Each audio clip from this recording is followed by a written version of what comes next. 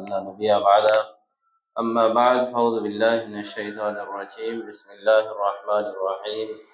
قاف القرآن المجيد بل عجبوا أن جاءهم منذر منهم فقال الكافرون هذا شيء عجيب أئذا متنا وكنا ترابا ذلك رجل بعيد قد علمنا ما تنقص الأرض منه وعندنا كتاب حفيظ بل كذبوا بالحق لما جاءهم فهم في أمر مريج أفلم ينظروا إلى السماء فوقهم كيف بنيناها وزيناها وما لها من فروج والأرض مددناها والقينا فيها رواسي وأنبتنا فيها من كل زوج بهيج تبصرة وذكرى لكل عبد منيب ونزلنا من السماء ماء مباركا فأنبتنا به جنات وحب الحصيد والنخل باسقات لها طلع نضيد رزقا للعباد وحين به بلدة ميتا كذلك الخروج كذبت قبلهم قوم نوح وأصحاب الرس وثمود وعاد وفرعون وإخوان لوط وأصحاب الأيكة وقوم تبع كل كذب رسل فحق وعيد أفعلين بالخلق الأول بل هم في لبس من خلق جديد.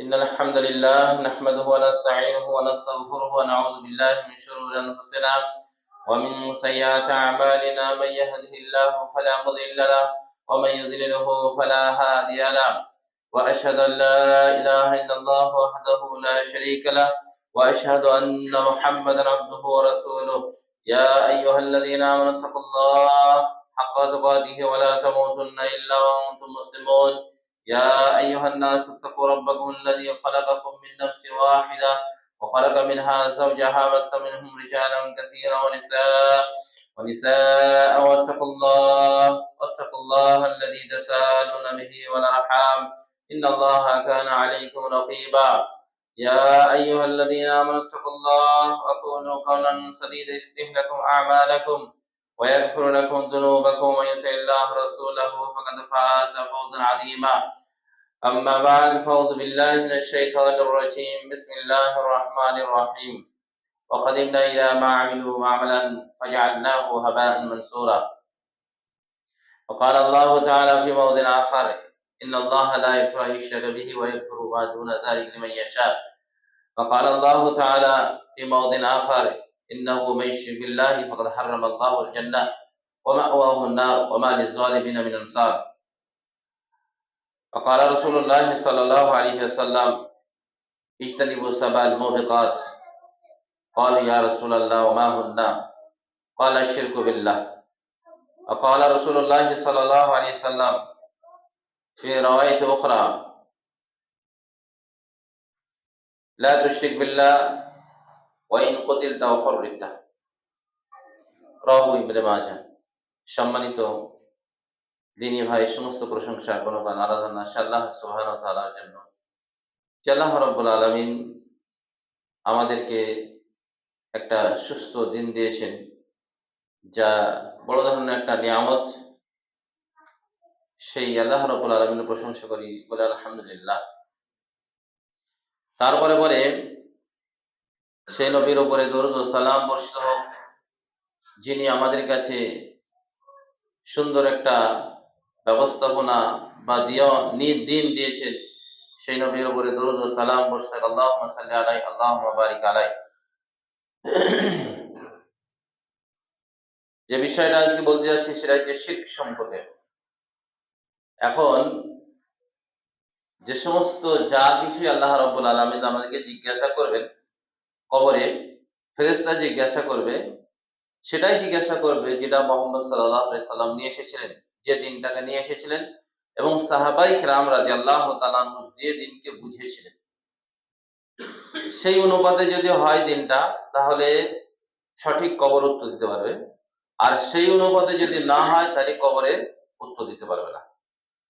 সেজন্য দিন আমাদেরকে সাহাবায়ে কেরামদের নীতিতেই গিয়ে বুঝতে হবে বিষয়টা। দিনের একটা সাইড আছে হাবাচক, আর একটা হচ্ছে নাবাচক, একটা পজিটিভ আর একটা নেগেটিভ। দুটোকে মিলে হচ্ছে ইসলামের স্বয়ং সম্পূর্ণ। যেমন একটা মানুষের ইবাদত করার প্রয়োজন আছে, সেই রকম ভাবে ইবাদত যেগুলোতে নষ্ট হয়ে যায় সেগুলো ত্যাগ করা অপরিহার্য। তবে ইবাদত ফলপ্রসূ হবে এবং সেই ইবাদত করে সে নেকি পাবে এবং তার মেহনত এবং পরিশ্রম বেকার যাবে না। আর মানুষের জীবনে যা কিছু সে করে ভালো কাজ, যেটা পরকালে পাওয়ার আশায়, সেটাকে যে নষ্ট করে দেয় তার 1 নম্বর কারণ হচ্ছে শিরক। কি বলে? শিরক নষ্ট করে দেয়। আর এই শিরক এর শাব্দিক অর্থ হচ্ছে শরীক বা অংশীদার। আর পরিভাষায় বলা হয় রুবুবিয়াতে, উলুহিয়াত এবং আসমা ও সিফাতে আল্লাহ রাব্বুল আলামিনের অংশীদার স্থাপন করা। প্রথম হচ্ছে এই শিরককে আবার 2 ভাগে ভাগ করেছে, একটা হচ্ছে বড় শিরক আর একটা হচ্ছে ছোট শিরক। আরো ব্যক্তি বিশেষ যে আছে সেটা হচ্ছে আকীদার শিরক, আমলের শিরক এবং কথা এবং কর্ম, কথারও শিরক, এবং বিভিন্ন দিক থেকে শিরক হয়। আর এইগুলো আবার 2 ভাগে ভাগ, একটা হচ্ছে বড় শিরক আর একটা হচ্ছে ছোট শিরক হয়। বড় শিরক করলে খরুজ আনিল মিল্লাহ, দুখুলু নার, খালিদান আবাদান। যদি বড় শিরক কেউ করে তাহলে সে ইসলাম থেকে বাইরে হয়ে যাবে এবং চিরদিন জাহান্নামে থাকবে। আর ছোট শিরক যদি করে কাবিরা গুনাহ হবে, কিন্তু ইসলাম থেকে বাইরে হয়ে যাবে না। আল্লাহ রাব্বুল আলামিনের মাশিয়াতে থাকবে, আল্লাহ রাব্বুল আলামিনের ইখতিয়ারে থাকবে। শিরক কি করে হয় এবং কেমন করে হয় সেগুলো আমাদেরকে জানতে হবে। শিরক যেমন রুবুবিয়াত, রুবুবিয়াতের শিরক কি করে হয়, এর আগে যে সপ্তাহে আলোচনা করে দিয়েছিলাম তৌহিদ সম্পর্কে। তৌহিদের বিপরীত হচ্ছে শিরক। এখন রুবুবিয়াতের শিরক কি করে হয়, যে যেমন ফিরাউন সে বলেছিল মা আলিমতু মিন ইলাহিন গায়রি, আমি ছাড়া পৃথিবীতে কেউ উপাস্য আছে আমি এটা জানি না। রুবুবিয়াতে আরো ধরনের শিরক হয়, সেটা হচ্ছে এইভাবে যে মুদাব্বির, রবের ক্ষেত্রে বলেছিলাম যে 3টি জিনিস লাগবে, তার মধ্যে একটা হচ্ছে মুদাব্বির, যে নিয়ন্ত্রণকারী, যে পৃথিবীতে কেউ নিয়ন্ত্রণ করছে। মুদাব্বির আছে, নিয়ন্ত্রণকারী আছে। যেমন মুসলিম সমাজের মধ্যে এইসব শব্দগুলো চালু আছে যে আবদাল, আফতাব, পৃথিবীকে ধরে আছে, পৃথিবীকে তারা পরিচালনা করছে। যেমন হিন্দু সমাজের মধ্যে আছে যে বিভিন্ন জনা বিভিন্ন কিছু পরিচালনা করছে, ওরকম ভাবে মুসলিমদের মধ্যে রুবুবিয়াতে শিরক হয় তখন যখন সে ভাবে যে এইগুলা কেউ নিয়ন্ত্রণ করছে, পৃথিবীর আসমান, জমিন অথবা পানি বর্ষণ করা কোনো কাউকে ভাগ করে আল্লাহ রাব্বুল আলামিন দিয়ে দিয়েছেন। এই আকীদা যদি রাখে তখন কি হবে? রুবুবিয়াতের শিরক হবে। যেমন বললাম আবদাল অথবা আফতাব, যে পৃথিবীকে ধরে আছে, যেমন জাতা ঘোরে আর তার মাঝে যে কাঠিরা থাকে ওটাকে বলা হয়েছে কুতুব, ওটা আবদাল, যে ও কি আছে পৃথিবীকে ধারণ করে আছে, যেমন জাতা ধারণ করে আছে, ওরকম কোন পীর আছে যে পৃথিবীকে ধারণ করে আছে।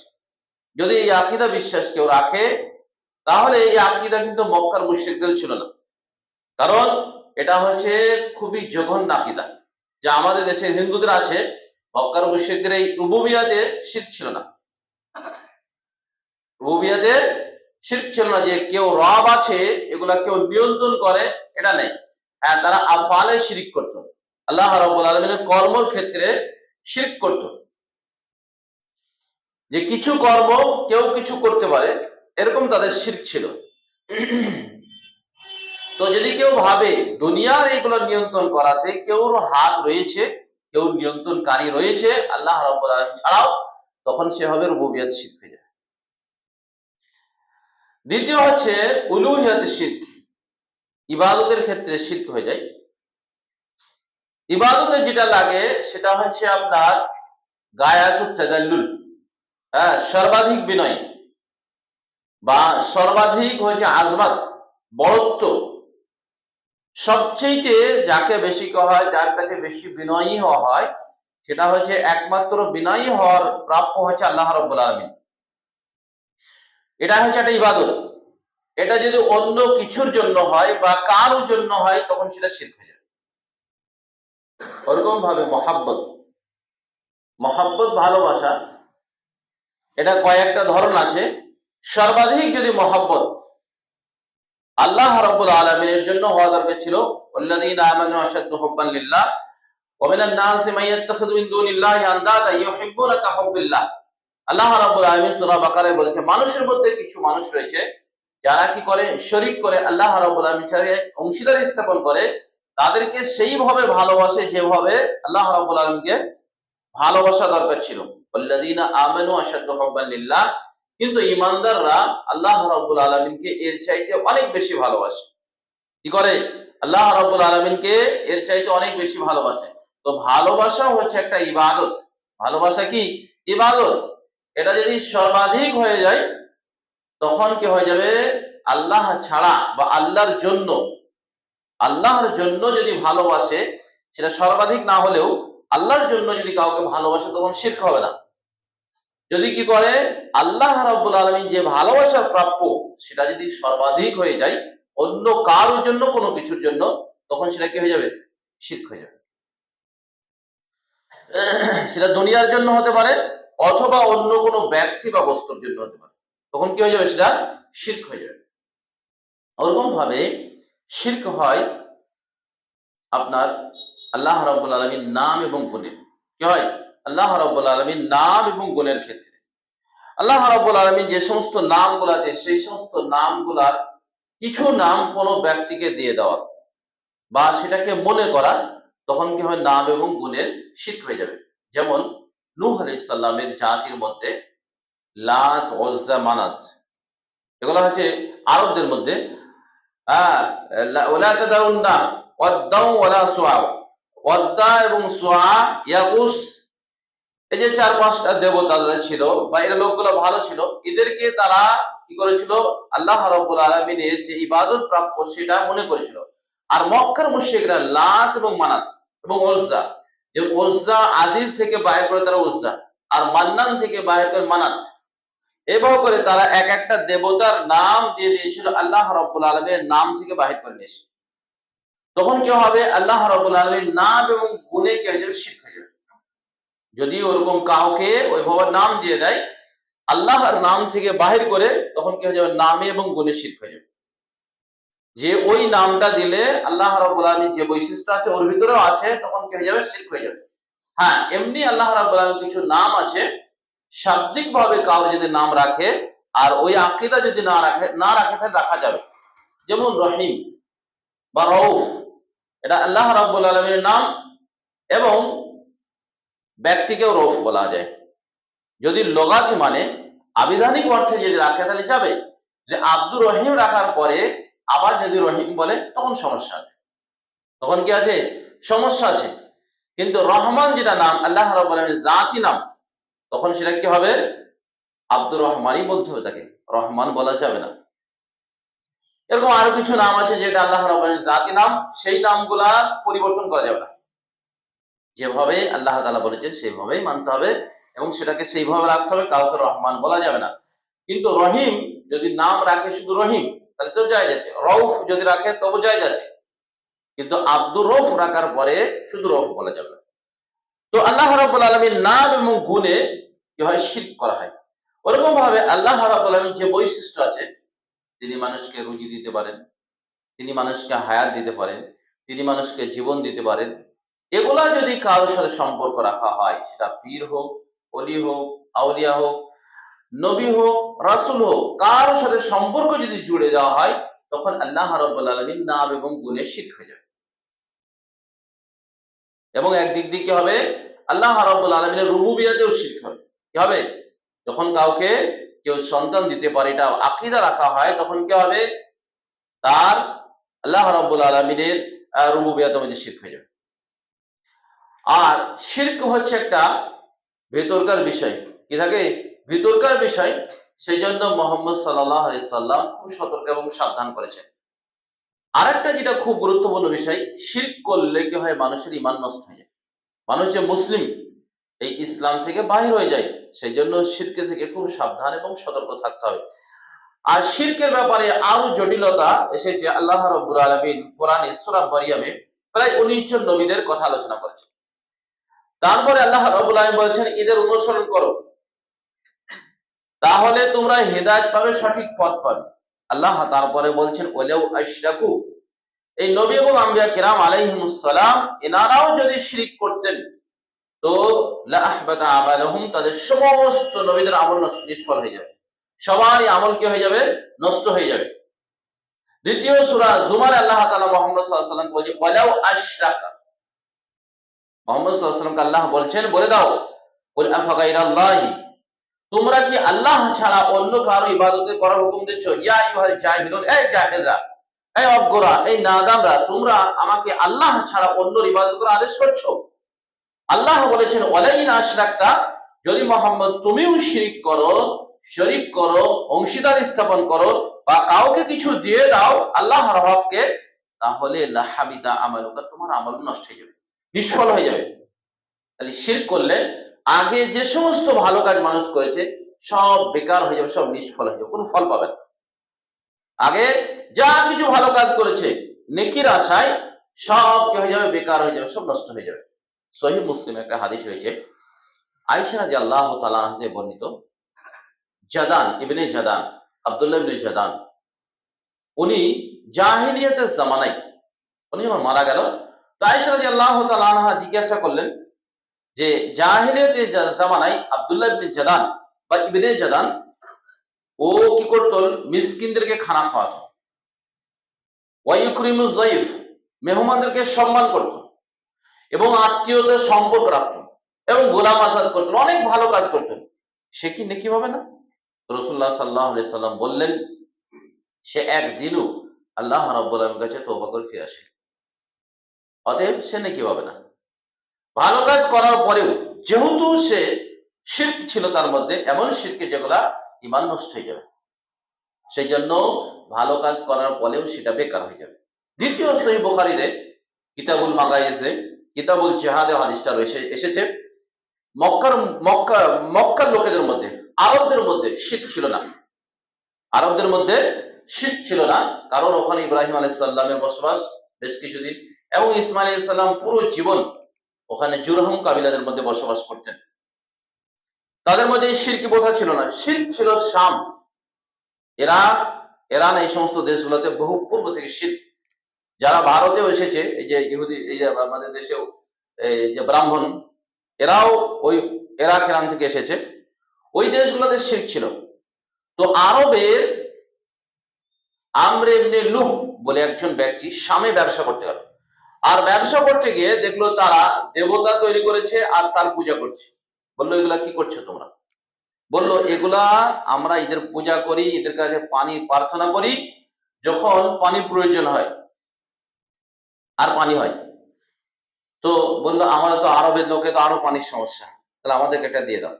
তো সে সেখান থেকে একটা দেবতা নিয়ে আসলো, একটা মূর্তি নিয়ে আসলো। মূর্তি নিয়ে আসার পরে মক্কার যারা মুশরিক ছিল তাদেরকে জিজ্ঞাসা করলো যে, তোমরা যদি বলো তাহলে এই মূর্তিটাকে কাবা ঘরের ওই হুদুদের মধ্যে, যে হারাম এলাকা আছে, ওখানে রেখে দেবো। তখন বললো, তুমি তো লিডার মানুষ, সম্মান দেওয়া দরকার, তো রেখে দাও। এইভাবে রাখতে রাখতে রাখতে তাদের কত হলো, 360টি দেবতা তৈরি হয়ে গেল। কটি? 360টি দেবতা তৈরি হয়ে গেল।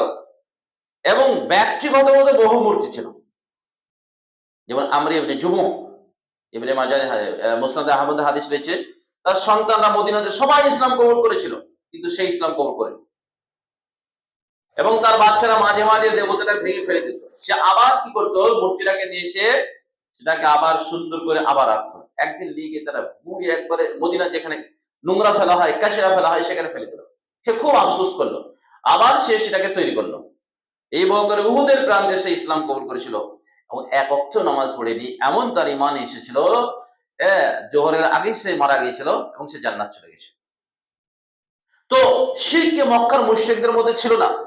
আস্তে আস্তে শিরকের আবির্ভাব হতে হতে হতে হতে 360টা মূর্তি কাবা ঘরের কাছে হয়ে গেল, কারণ ওই লোকগুলো আগে মুসলিমই ছিল। কারা? যারা কাবা ঘরের চতুর্দিকে ছিল, মক্কায় যারা অবস্থান করত, তারা দ্বীনে হানিফের উপর, ইব্রাহিম আলাইহিস সালামের দ্বীনের উপরে ছিলেন।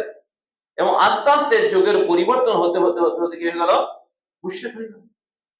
এবং তাদেরকেই হেদায়েতের জন্য মুহাম্মদ সাল্লাল্লাহু আলাইহি ওয়াসাল্লাম পাঠালেন। আর তাদেরকেই সংশোধন করার জন্য মুহাম্মদ সাল্লাল্লাহু আলাইহি ওয়াসাল্লামকে দেশ থেকে বাহির করে দিল। তাদেরকেই মুহাম্মদ সাল্লাল্লাহু আলাইহি ওয়াসাল্লাম বলতে গিয়ে তাদের সাথে যুদ্ধ হলো। তাদের সাথেই আত্মীয়তা দূরত্ব ভাব হয়ে গেল। কেন? যে তারাও তো মুসলিম বলে দাবি করছিল। তারাও তো বলে আমরা আল্লাহরই ইবাদত করি। কিন্তু যুগের পরিবর্তনের কারণে শয়তানের প্রভাবে, হাদিস সহিহ মুসলিম হাদিস রয়েছে যে মানুষ এক উম্মতের মধ্যে ছিল, এক নিচের মধ্যে ছিল, ফিতরাতের মধ্যে ছিল। শয়তান তাদের কাছে আসলো ফাইজতালাহুম, তাদের পথভ্রষ্ট করে দিল। শয়তান তাদেরকে আসলো যে পথভ্রষ্ট করে দিল। যেমন আব্দুল্লাহ ইবনে আব্বাস রাদিয়াল্লাহু তাআলা আনহু থেকে বর্ণিত যে আব্দুল্লাহ ইবনে আব্বাস রাদিয়াল্লাহু তাআলা আনহু বলেন আশারাতা কুরুই, এটা আদম ইলা নূহ, নূহ এবং আদম আলাইহিস সালামের মাঝে 10 পিঢ়ি পর্যন্ত কোনো শিরক ছিল না বা কোনো ধর্মও ছিল না পৃথিবীতে, শুধুমাত্র ইসলাম। এবং নূহ আলাইহিস সালামের এই জাতির মধ্যে এই যে ওয়াদ্দা, সু, এই নূহ, সূরা নূহে আলোচনা আছে, প্রায় 5টি দেবতার নাম রয়েছে। এই লোকগুলো পরহেজগার দিনদার লোক ছিল, খুব পরহেজগার এবং দিনদার লোক ছিল। আর তারা যেখানে বসতো, শয়তান এসে বলল ওই যেখানে বসতো ওদের একটা মূর্তি তৈরি করা, সেখানে মূর্তি তৈরি করলো। আস্তে আস্তে সেই যুগ যখন পরিবর্তন হয়ে গেল, সেই লোকগুলো চলে গেল, তখন শয়তান এসে আবার বললো ওদেরকে সামনে রাখো, যে ওদের কি করো? ইবাদত করতে করো। ওদেরকে মনে ইবাদতে কি হবে? হ্যাঁ, মনে আগ্রহ হবে, একাগ্রতা বাড়বে। আর মানুষ তাই করতে শুরু করলো। আর এইভাবে কি হয়ে গেল? আস্তে আস্তে নূহ আলাইহিস সালামের সম্প্রদায়ের মধ্যে শিরক চালু হয়ে গেল। তাহলে শিরক চালু হওয়ার যে কারণ, সেটা হচ্ছে কি জানেন? আসবাব আছে, অনেক সবাব আছে, অনেক কারণ আছে। সেই কারণের মধ্যে তাহলে আরবদের মধ্যে চালু হলো কি কারণে? যে লিডারের অনুসরণ করতে গিয়ে আস্তে আস্তে অন্য জাতির প্রভাবে প্রভাবিত হয়ে তারা আস্তে আস্তে মুশরিক হয়ে গেল। আর নূহ আলাইহিস সালামের জাতিকে যে মুশরিক বানালো সেটা যে শয়তান। কি করলো? শয়তান। উলামায়ে কেরামরা আলোচনা করতে বলেছেন শিরকের যে সবাব আছে, কারণ আছে, শিরক কেন হয়, কি কারণে হয়, কেন হয়ে যায়? সেটা শিরকে এই কারণে হয়ে যায় যে আগে মানুষের ভিতরে অজ্ঞতা চলে আসে দিন সম্পর্কে, এবং অজ্ঞতা আসার কারণে তাদের মধ্যে বাড়াবাড়ি আর ছাড়াছাড়ি হয়ে যায়। গুলু বলছি, দিনকে নিয়ে গুলু করে, গুলু। আল্লাহ তাআলা বলেছে লা তাগলু ফি দীনিকুম, দিনের মধ্যে তোমরা বাড়াবাড়ি করো না এবং ছাড়াছাড়ি করো না। ইফরাত না তাফরিদ, না বাড়াবাড়ি না ছাড়াছাড়ি। মুহাম্মদ সাল্লাল্লাহু আলাইহি সাল্লামকে কিছু লোক বাড়াতে বাড়াতে বাড়াতে বাড়াতে গিয়ে কি করেছে? আল্লাহ রাব্বুল আলামিন আসনে বসিয়ে দিয়েছে। যেমন ঈসা আলাইহিস সালামকে বাড়াতে বাড়াতে গিয়ে আল্লাহ রাব্বুল আলামিন পুত্র করে দিয়েছে। তারা 3 ঈশ্বরে বিশ্বাস করে, 3 জন স্রষ্টাতে বিশ্বাস করে। ওই জন্য মুহাম্মদ সাল্লাল্লাহু আলাইহি সাল্লামকেও অনেকে বাড়াতে বাড়াতে গিয়ে হচ্ছে আসমানের উপরে নিয়ে গেছে এবং বলে जो अर्श पर था वो फर्श में उतर गया नबी बनकर। উর্দুতে একটা কবিতা বলে যিনি আরশের উপরে ছিলেন তিনি দুনিয়াতে নবী হয়ে এসেছেন। এবং যারা তাসাউফে বিশ্বাসী, সুফিবাদে যারা বিশ্বাসী, তারা বলে কি জানেন? যে 3 জন মিলে একজন, মুহাম্মদ, আদম আর আল্লাহ, তিনের একজনকে পেলেই কি হবে? সাজদা দিলেই জান্নাতে চলে যাবে, আর ইবাদত কিছু প্রয়োজন নেই। এটা তাদের আকীদা, তাসাউফের এটা আকীদা রয়েছে। আপনাদের এলাকায় এসব দেখতে পাবেন। আচ্ছা, অনেকেই যেই বিশ্বাস করে যে 3 জনকে মিলে একজন, যাকে তাকে পেলেই কি হয়ে যাবে? হ্যাঁ, ইবাদত করলেই বা তাকে একবার সাজদা দিলেই জান্নাতে চলে যাবে। তাহলে এটা হচ্ছে কি? গুলু, মানে সীমালঙ্ঘন করা, বাড়াবাড়ি করা। আর এটা শুরু হয়েছে নূহ আলাইহিস সালামের জাতি থেকে, ভালো লোকদেরকে নিয়ে বাড়াবাড়ি করা, এমন ভাবে মুহাম্মদ সাল্লাল্লাহু আলাইহি সাল্লামকে নিয়ে বাড়াবাড়ি করা। আল্লাহ রাব্বুল আলামিন রাসূলুল্লাহ সাল্লাল্লাহু আলাইহি ওয়াসাল্লাম সহিহ বুখারী, সহিহ মুসলিম বলেছেন, সহিহ বুখারীতে বলেছেন লা তাতরুনি কাবা ইয়াতরাতান নাসারা ইবনে মারইয়াম, আমাকে নিয়ে সেইভাবে বাড়াবাড়ি করিও না যেইভাবে ঈসা আলাইহিস সালামকে নিয়ে ঈসাইরা, খ্রিস্টানরা বাড়াবাড়ি করেছে। তোমরা বলো আমি হলাম আব্দুহু, তার দাস এবং তার রাসূল। আমি তার দাস এবং তার রাসূল। এবং তবারানীতে একটা হাদিস রয়েছে, রাসূলুল্লাহ সাল্লাল্লাহু আলাইহি সাল্লাম, নাসিরউদ্দিন আলবানী হাদিসটাকে সহিহ বলেছেন। রাসূলুল্লাহ সাল্লাল্লাহু আলাইহি সাল্লাম বলছেন যে আমাকে নবী করার পূর্বে আল্লাহ রাব্বুল আলামিন আগে আমাকে দাস করেছে। আগে আমি আল্লাহর দাস, তারপরে হচ্ছে আমি রাসূল। অতএব আমাকে আমার সম্মান, আমার যে কাদর, আমার যে মর্যাদা, সেই মর্যাদা থেকে লা তারফাউ, বেশি উঁচু করিয়ে না। আমার যে মর্যাদা আছে সেই মর্যাদাতে রাখবে, আমার যে সম্মান আছে সেই সম্মানে রাখবে। আর তাহলে কি হচ্ছে, শিরকে যে চালু হয়েছে তার মূল কারণ হচ্ছে গুরু, বাড়াবাড়ি করা। যে লোকটা এত পরিষ্কার হতে হতে হতে হতে হতে এগুলো কবর পাকা হয়ে গেল। কবর পাকা হতে হতে গিয়ে সেগুলো সেখানে নজর নিয়াদ দিতে লাগলো, মানত করতে লাগলো, সেখানে চাইতে লাগলো, প্রার্থনা করতে লাগলো। যেমন আব্দুল কাদের জিলানী রাহমাহুল্লাহ, তিনি হাম্বলি মাযহাবের মানুষ, অথচ যত পীরপন্থীরা আছে সবাই বলে যে আব্দুল কাদের হচ্ছে বড় পীর। অথচ তার বই বুনিয়াতুত তালিবিন তিনি বলছেন কবরকে পাকা করা যাবে না, কবরে তওয়াফ করা যাবে না। অথচ তার কবর বাগদাদে কি করছে, পাকা হয়ে আছে, সব সময় তওয়াফ করছে। কি হচ্ছে তাহলে, সালেহিনদেরকে নিয়ে, সৎ লোকেদেরকে নিয়ে গুলু করা, বাড়াবাড়ি করা, সীমা লঙ্ঘন করা, যেটা ইসলামের হারাম করা হয়েছে। বাড়াবাড়িও নেই, ছাড়াছাড়িও নেই, মধ্যম মধ্যম পথ অবলম্বন করতে হবে। তাদেরকে আল্লাহ রাব্বুল আলামিন যদি তারা আল্লাহর ওলি থাকে, ওলি হয়ে থাকে, তাহলে তারা জান্নাতে যাবে। আল্লাহ রাব্বুল আলামিন তাকে বিশেষ সম্মান দিয়েছেন, বিশেষ মর্যাদা তারা পাবে। তবে আবু বকর ওমরের মতো নয়। আবু বকর ওমরের মতন সম্মান আর কেউ পাবে না। তাদেরকেই আল্লাহ রাব্বুল আলামিন স্পেশাল ভাবে সম্মান দেবে। দ্বিতীয় নম্বর হচ্ছে, শিরকে যে শুরু হয়েছে তার একটা কারণ, সেটা হচ্ছে যেখানে সেখানে তাবাররুক, বরকত হাসিল করা। কি হচ্ছে, বরকত হাসিল করছে, যে এই কাজটা করলে বা এখানে গেলে বা অমুক জায়গাতে গেলে বরকত পাওয়া যাবে। আল্লাহ রাব্বুল আলামিন যে যে জায়গায় বরকতের কথা বলেছেন সেইখানে বরকত হাসিল করতে হবে। তাছাড়া মুহাম্মদ সাল্লাল্লাহু আলাইহি ওয়াসাল্লাম যেখানে বরকতের কথা বলেছেন সেইখানে বরকতে বিশ্বাস রাখতে হবে। তাছাড়া কেউ আজগুবি কিছু বরকতের কথা বলে দিল, সেখানে যাওয়া যাবে না।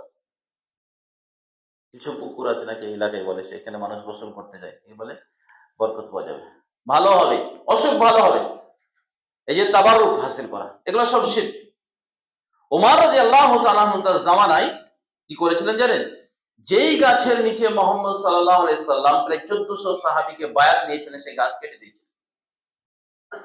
কেন কেটে দিয়েছিলেন?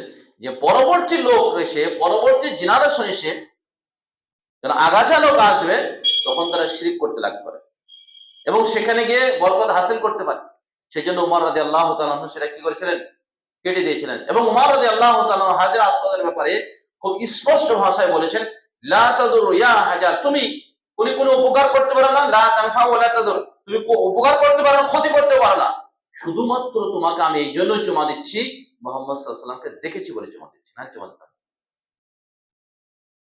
কারণ পাথরের ভিতরে কোনো ক্ষমতা নেই, আল্লাহ রাব্বুল আলামিন যে ক্ষমতা দিয়েছেন সেই ক্ষমতা ছাড়া। তাহলে এই গুলু করা, আর দ্বিতীয় নম্বর হচ্ছে কোথাও বরকত হাসিল করা। ওরকম ভাবে সৌদি আরবে গেলে এখনো যারা সব অনেকেই আছে যে মুহাম্মদ সাল্লাল্লাহু আলাইহি সাল্লামের কবরের কাছে গিয়ে, মুহাম্মদ সাল্লাল্লাহু আলাইহি সাল্লামের রওজার কাছে গিয়ে, সেখানে গিয়ে তারা বরকত হাসিল করতেছে। এমনকি সেখানকার মাটি নিয়ে আসতে পারলে তারা সেটা কি করে, বরকত মনে করে। এগুলো কি করে, বরকত মনে করে। অনেকে শুনতে পাওয়া যায় যে তারা অনেকে গিয়ে করে খালি পায়ে হাঁটে মদিনাতে, পায়ে চপ্পল দেবে না। তাহলে এগুলো হচ্ছে কি, গুলু। এগুলো হচ্ছে কি, মানে তাবাররুক হাসিল করার ক্ষেত্রেও গুলু, মানে বরকত যেখানে সেখানে বরকত হাসিল, বলছে ফাইজ আছে। হ্যাঁ, বলছি কবর থেকে ফাইজ আসছে, কবর থেকে আলো আসবে, কবর থেকে নূর আসবে। হ্যাঁ, এই আকীদা দেওবন্দীদের মধ্যে আছে, বেরেলভীদের মধ্যে তো আছে। তাহলে এই আকীদা থেকে দূরে সরে আসতে হবে। কারণ সবকিছুর মালিক হচ্ছে আল্লাহ রাব্বুল আলামিন। বরকত দেওয়া এবং না দেওয়ার মধ্যে সূরা আরাফের মধ্যে এসেছে, মুহাম্মদ সাল্লাল্লাহু আলাইহি সাল্লাম, এই সূরা অবতীর্ণ হয়েছিল কখন? যখন উহুদের প্রান্তে ৭০ জন সাহাবী কি করেছিল, শহীদ হয়েছিলেন। তারপরে পরে এই অবতীর্ণ হয়েছিল।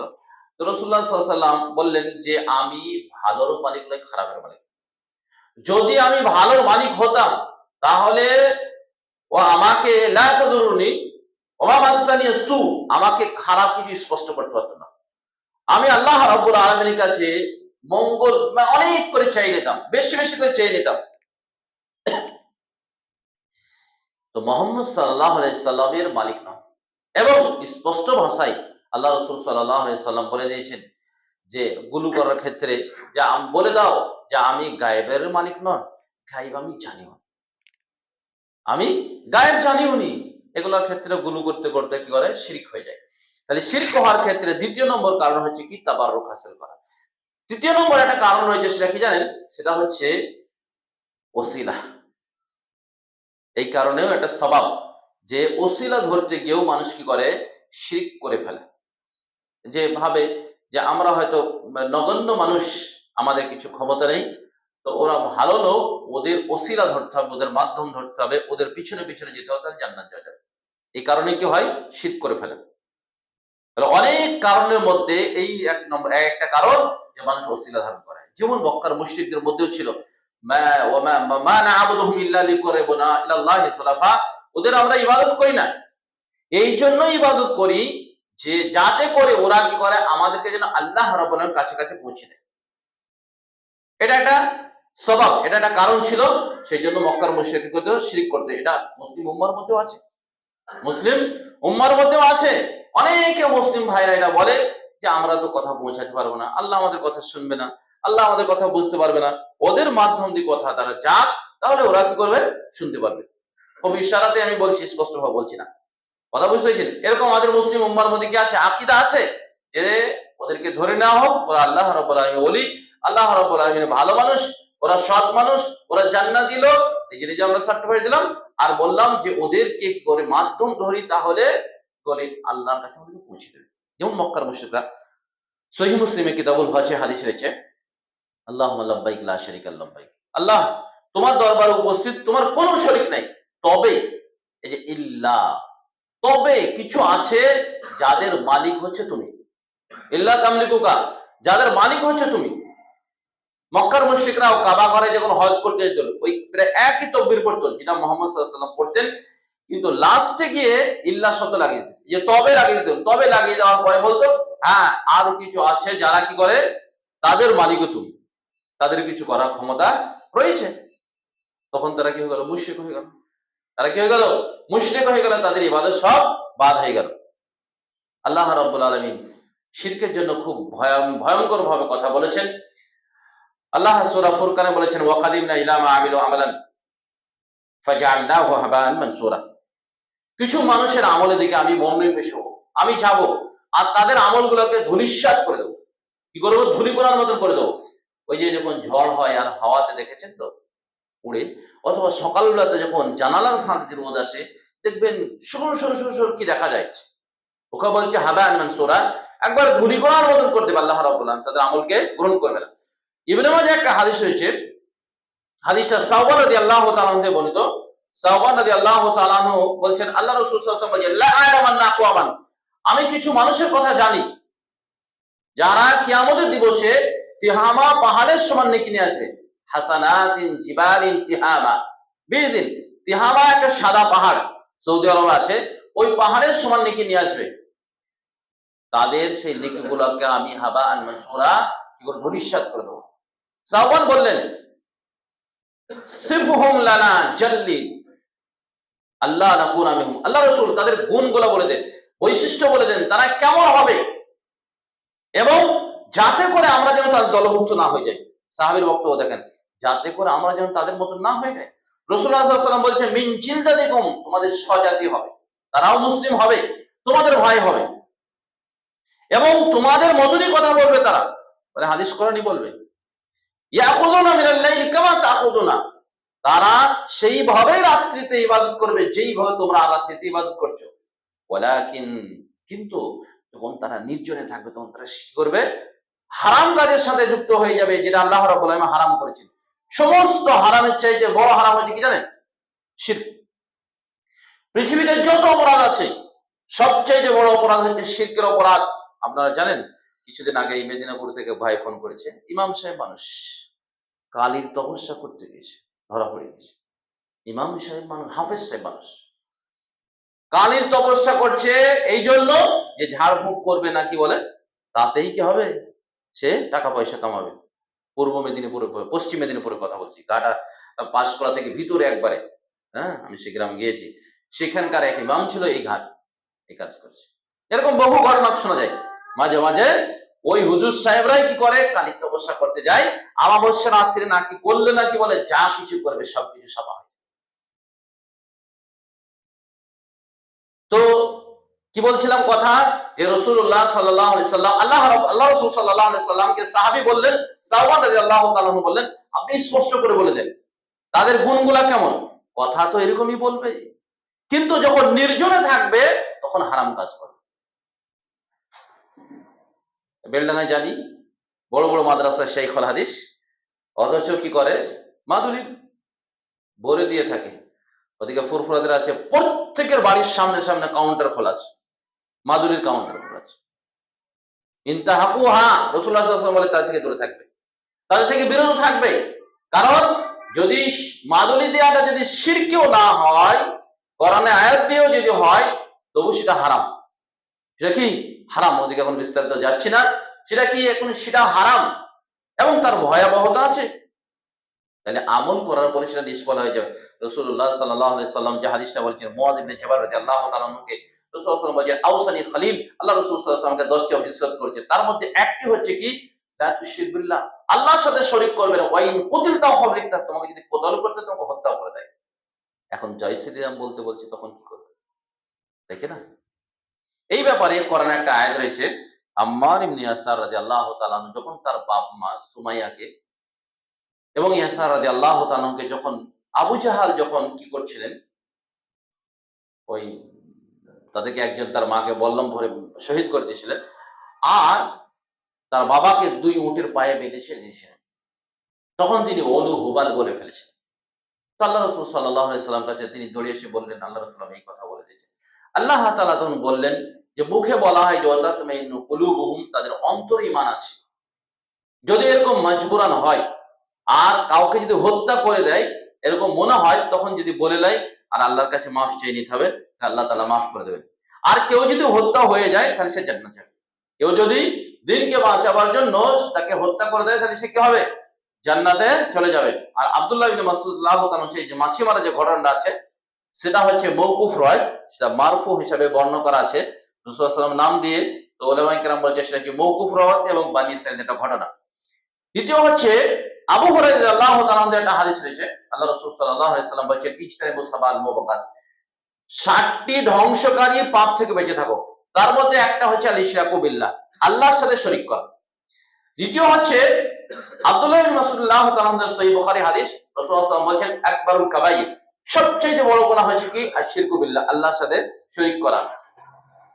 দ্বিতীয় নম্বর আরেকটা হাদিস রয়েছে, রাসূলুল্লাহ সাল্লাল্লাহু আলাইহি ওয়াসাল্লাম বলেছেন, মুজিবাতানে, দুটি ওয়াজিব হওয়া বস্তু। একটা হচ্ছে যে ব্যক্তি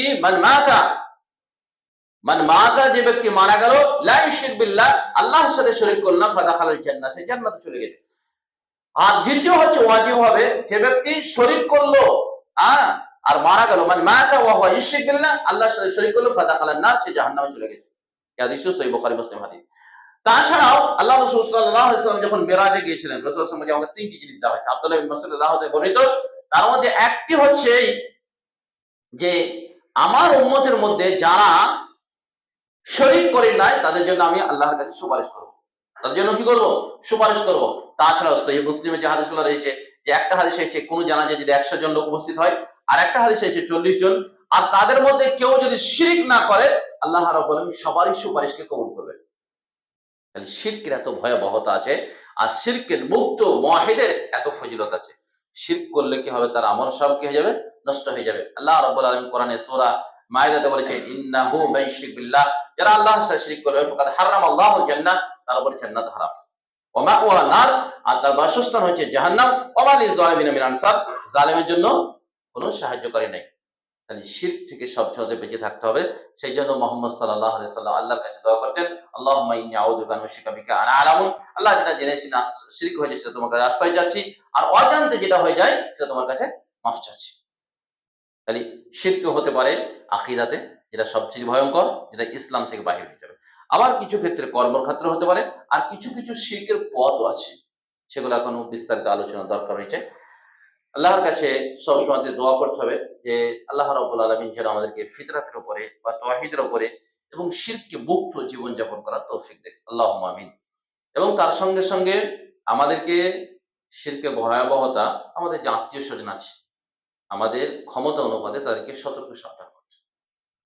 এটা সবথেকে গুরুত্বপূর্ণ। তাহলে আস্তে, আস্তে মানুষ কি হয়ে যাবে? মুয়াহহিদ হয়ে যাবে এবং সঠিক পথে চলে আসবে। অনেক মানুষ জানে না। না জানার কারণেই ভুলগুলা করে থাকে। বিশেষ করে সাধারণ মানুষ। হুজুররা জানে কিন্তু সাধারণ মানুষ জানে না।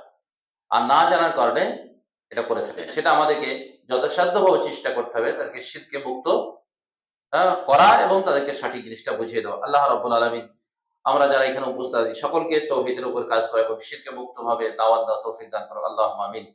ওয়া সাল্লাল্লাহু আলা নাবিয়িনা